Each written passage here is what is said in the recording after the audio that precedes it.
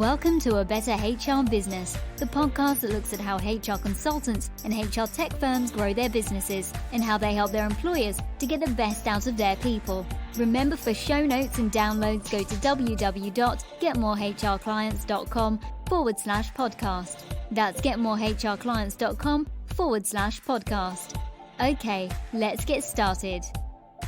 Hello, thanks for joining me today.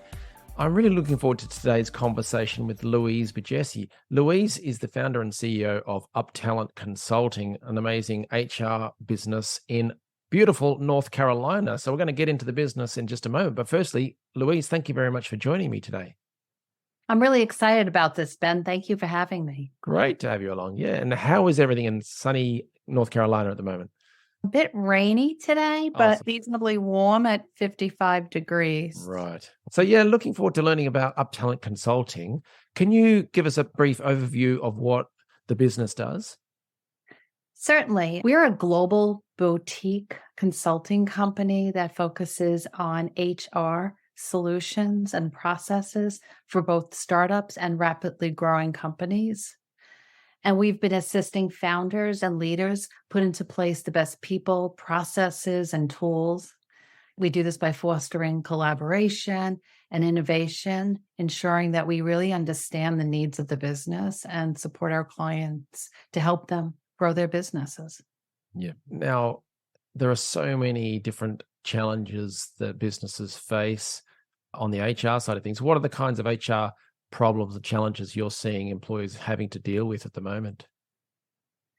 And I'll focus more on startups and growth stage companies, because if you look at all different companies, there's a lot of different challenges. Yeah, exactly. But it's really HR founders are focused on their business, coming up with that idea, that concept, creating that viable product or the service or maybe an IT platform. They're learning the industry if they don't really know it that well, because some of them do startup businesses without understanding the industry. Sometimes they're bringing in talent, which is very expensive, to give them more of a subject matter expert in that line of business, in that area. They talk to their customers and they try to understand their customers' view. And they also spend a lot of time initially operating their business. But oops, they're not spending any time on HR. So they don't have HR technology. They don't have systems or processes in place. They have inconsistent hiring practices and lack of goals and KPIs.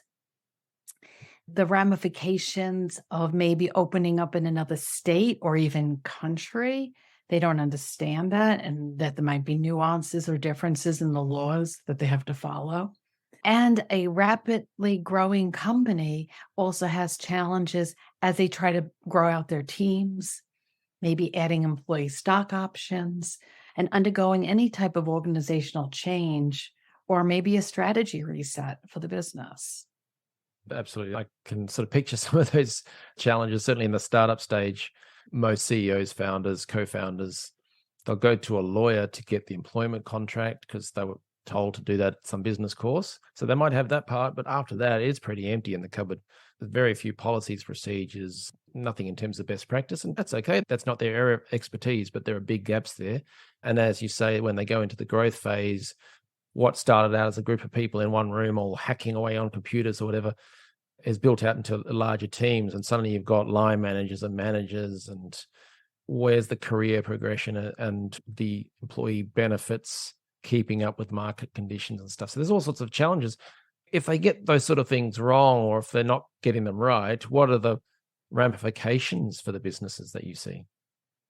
Well, by not having a focus on HR, there are some negative impacts to the company and to its people. And it could be, employee conflict that could cause that. It could have lack of recognition for the employees, inadequate training, poor team building, which, then what will happen is you can have high turnover rates for a company. You can also have inefficient hiring process. You can break laws by paying somebody not according to the contract.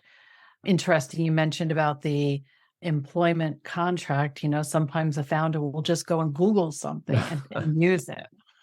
And so we have to fix that. And then you can go lost business, because if you have high turnover, then you can lose your business. Yeah, absolutely. Clients or customers unhappy because processes have changed without them knowing, because someone's left and not told the next person or whatever it may be.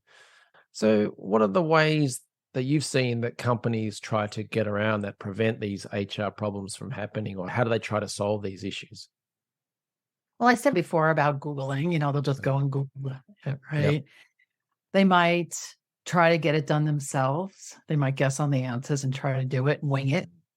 They could have their, like maybe even an admin or something do it, or somebody that's in operations that should be really focusing on the business versus doing HR, and then they're not an HR professional. And it's taking away from their business.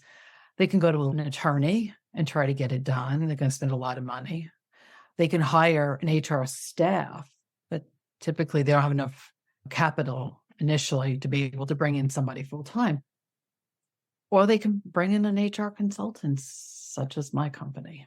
I would highly recommend that. And then the one before that is hiring a full-time HR person. What I've seen is that if they're trying to grow quickly and hiring quickly, they tend to focus more on talent acquisition, i.e. get a recruiter in-house to do that. And then they try and get the recruiter to do the HR stuff. They go, A, I'm just so busy interviewing people, get screening CVs and stuff. And B, I'm not actually trained, or I haven't done the HR stuff before. So if you want it done properly, I'm not so sure. So yeah, so the Google, get it done in-house, but not so well, or adding admin or time to the various delays that can cause. So yeah, I can see how that can go wrong. And tell us about UpTalent Consulting. We've heard a little bit about what you guys do. How would you say you're different to some of those options that we described earlier? Well, we would come in initially and do really a performing needs analysis to understand what the business needs. It could be that they need more focus on talent acquisition because they did bring in a recruiter and they're hiring people, but then they're not onboarding people. They're not taking care of, and they're not maintaining all those employee records. And then the person starts, and who's collecting, and making sure that person's authorized to work in the United States or somewhere else. And then what about that orientation and training for that individual when you're bringing them on board? And then who's going to engage them and ensure that they're in performance and come up with their goals, their KPIs. So all that, it's not just talent. Hiring is part of talent acquisition. It's really that whole spectrum. But as I said before, we'd perform a needs analysis to see what the company needs, what our client needs. We'd provide our recommendations, and that's based on a collaboration with our client. We'd have that conversation. We'd work on them and look at what their strategic planning is for their business and mirror the HR planning with their business planning and work it into their business roadmap, because the business roadmap really needs to have that people component. And we'll translate the business plans and have HR plans. We define the leader roles. We'd look at the job descriptions. As I said before, we'd look at goals, KPIs, key performance indicators. We'd establish company policies and assist with handbooks to ensure that there is consistent, not just hiring practices, but how they're treating their employees. And then making sure that our clients are in compliance with the ever-changing local and state regs, and even the country regs. They're always changing.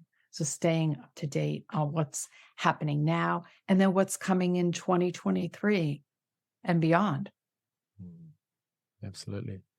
I'm an Aussie, but I obviously deal with the US all the time. But you guys are crazy with your laws and regulations, states and counties and federal laws. I think a business would be crazy not to seek expert advice on implementing compliance measures and things like that, but just to have that ongoing support to feel confident. I think you can bed things down and have procedures and contracts and documents and stuff, but things change. And also, are you following best practice? So for me, it makes sense to get external support to give you that eye on the wider horizon. Is that a fair call? It is absolutely a fair call, but then also remembering the people component of it and ensuring that while you're creating these policies, handbooks, and making sure that you're up on laws, but also making sure that everything gets communicated to the team members, from the founders all the way to the leadership team and then the employees. Yeah, great. So you've described what UpTalent Consulting does. And I'm curious because I was doing a bit of reading and I believe you've got a bit of a multi-prong approach to the way you help clients. Can you describe that multi-pronged approach? Absolutely, Ben. We look at our startup companies really from getting an understanding of the business, looking at technology, looking at the company review. We go through and look at the structure for today and for tomorrow. We look at how they're handling their recruiting, candidate care, and onboarding right now, and then, how benefits and compensation is needed to bring those people on. And then the second area that we really focus on is our HR review for rapidly growing companies.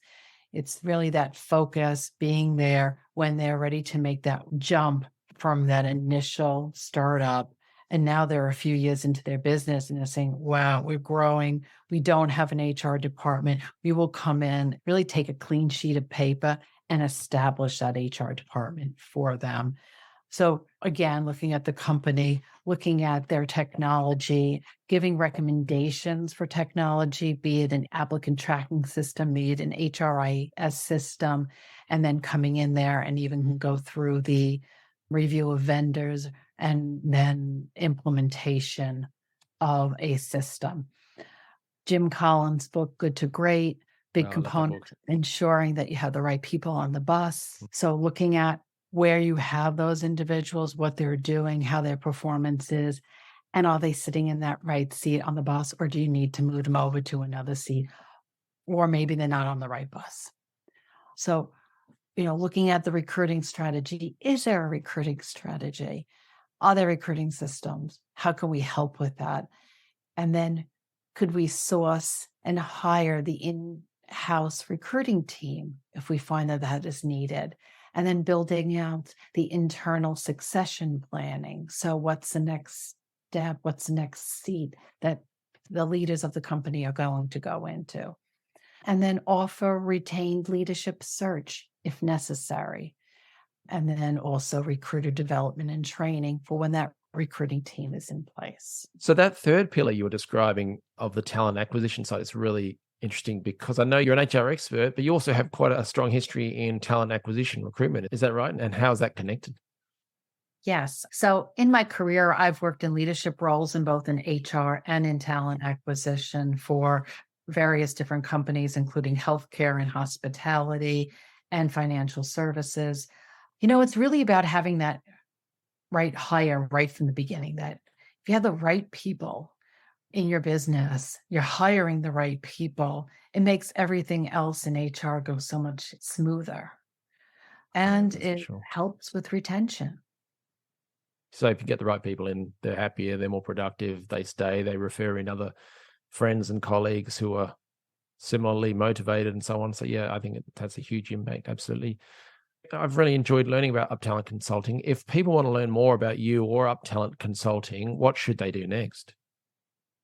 Well, to learn more about our services, they can visit our website, UpTalentConsulting.com. Here they can also book a time for a complimentary discovery consulting session. Or if they just want to chat with me and learn a little bit more about my business, happy to have that conversation with them. I'm also very active on LinkedIn. As HR professionals, it is so important for all of us to network together and to collaborate with each other. So feel free, anybody, to drop me a line. Very good. Yeah, just call out the website again for listeners on the go. UpTalentConsulting.com. Easy enough. Excellent. All right. Well, we will have that link in the show notes. So Louise, thank you very much for sharing your business story. And yeah, I wish you all the best for UpTalent Consulting. Thank you, Ben. Thank you so much. Thanks for joining us today on A Better HR Business, the podcast that explores the world of HR consulting and HR tech businesses. For show notes and downloads, go to www.getmorehrclients.com/podcast. That's getmorehrclients.com/podcast. Remember to subscribe and share the show with any friends who are busy growing a HR business. Thanks and see you next time.